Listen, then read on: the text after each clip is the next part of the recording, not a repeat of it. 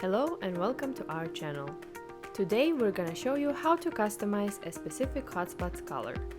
Let's get started by opening up your editing software and navigating to the Content tab. Once you're there, look for the Hotspots category. Now click on the hotspot you want to edit. Your next step is to enable the Custom Colors option.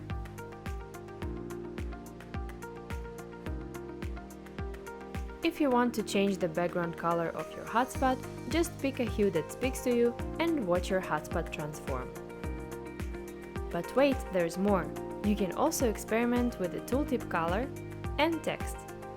Now, take some time to experiment and find the perfect combination of colors that reflects your style and enhances your content. And there you have it! A simple yet powerful way to customize your hotspots and make them truly your own. We hope you found this tutorial helpful. If you enjoyed this video and found it useful, please give it a thumbs up and consider subscribing to our channel.